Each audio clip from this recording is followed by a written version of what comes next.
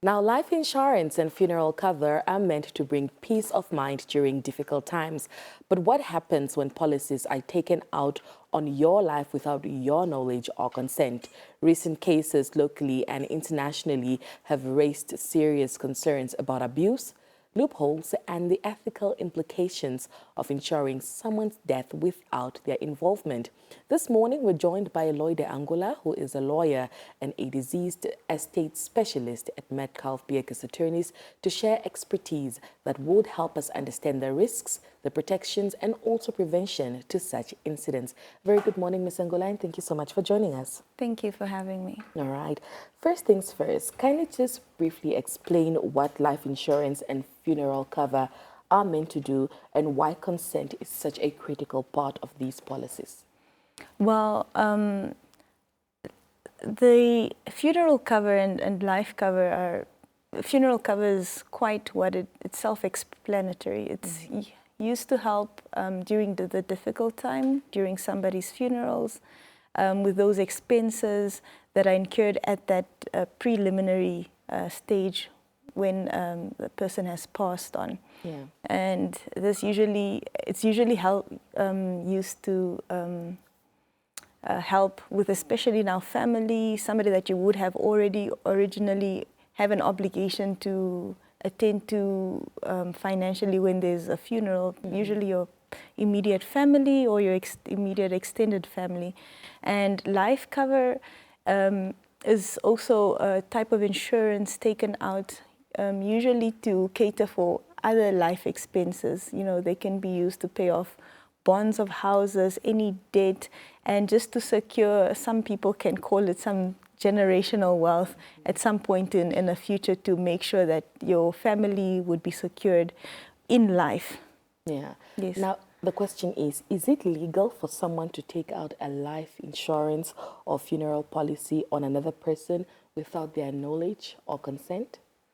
Well, that is a controversial question, because when it comes to legality, it's not that you would be arrested or there's something that could get you in trouble for taking out a life insurance for another person. There's nothing criminally or legally wrong with that. When it comes to ethics, I think we've heard recent scenarios where people would take out life covers and they would benefit, and sometimes, unfortunately, they're involved in the death of the person that was insured for that. So there isn't any legal irregularity with taking out a life cover for a person. However, there will be moral issues if, say, you are now involved or a party to the reason that contributed to the death of that person. So that is where being unethical and being illegal comes in. Yes. All right. What are some of the main risks when policies are taken out without the insured person knowing? I like what most insurance providers in Namibia have done. When it comes to particularly life cover, not funeral cover, they have quite an extensive process that they have. They usually do some sort of testing on the person whose life is insured, just to make sure that their health is in good condition, and also to mitigate their risks when they have to pay out some sort of insurance. So usually the person that is insured does tend to find out, because they'll be contacted to go for these health checkups, but not all insurances have those extensive process in part. Once again, when it comes to the blueprint or the paper print of it, and maybe we could say it's flawed, but when it comes to the insurances that don't require people to go through these extensive health processes, they just require all the right documentation to register, and sometimes people can get a hold of that documentation without the person's consent, which morally can be quite blurred and wrong. Yeah. Now, who is mostly vulnerable from your, experience? Who is mostly vulnerable to this kind of abuse? Is it children, the elderly, or the financially dependent family members? This is now to the life cover or to the funeral cover? Both. Well, there isn't necessarily I could pinpoint out there isn't a type of group I could pinpoint out. Nobody is protected or from this, because it covers everybody, from a newborn baby from day one to a person in their elderly ages at the age of 80. But we do see that more often than not, the more elderly the person is, the more people tend to take out funerals or life covers for them. But you'd also then learn that such premiums for elderly people or sickly people get to become a little quite more costly than when a person is young. Yeah. Now, locally, a case has emerged where multiple funeral policies were taken out on just one specific individual. What red cases or what red flags does this actually raise? I think morally, from a moral point of view, it does raise a concern to why such a huge amount of individuals would take out cover for a specific type of individual or just one. Maybe they're concerned about their health or their life, or some people see it as a money ticket to make money and don't actually even quite help out with some funeral expenses or the family expenses in the life run when it comes to life covers.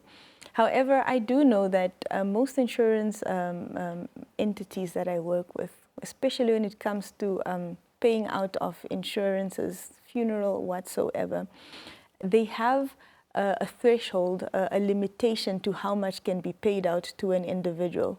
So if, say, 10 people take out 100,000 worth of life cover, most insurance institutions have a platform where they can flag, especially when somebody has been paid out, and they have a threshold to say they can only pay out 100,000, and in special cases only increase it to 200,000. So if you have 20 people that covered the same person, it's usually an instance of when which individual claimed first.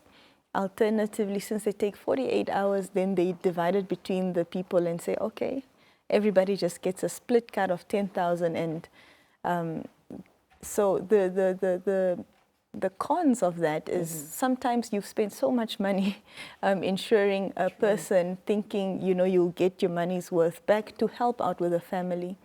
However, then because so many people have covered the person, your premium will be cut, and then it's more like a bad financial investment. And when it comes to when it comes to the people, but for the insurances, it's a money-making flow that they see coming into the company. Currently, do we have regulations that are sufficient, or are there perhaps clear loopholes that need to be closed?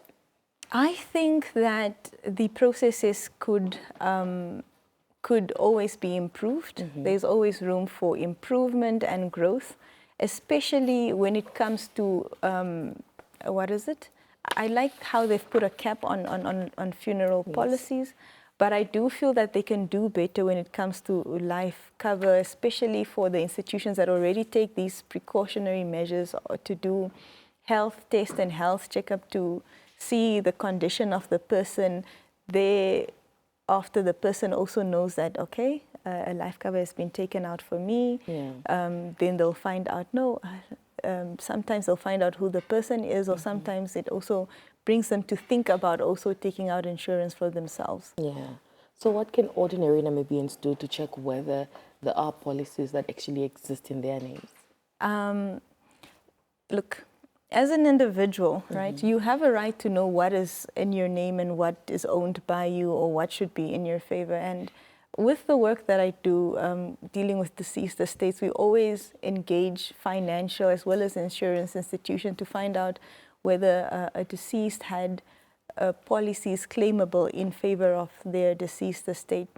And usually when you have the right documentation, this is your ID, for an individual, if you're still alive, you can attend to the institutions and inquire, especially with the right documentation, your ID, to find out if there are any policies in your favor, or claimable in your favor, that will be paid. Vice versa with what I do. If you're no longer alive, we still do a financial inquiry at all the institutions. With the right documentation, they will be able to assist you. All right.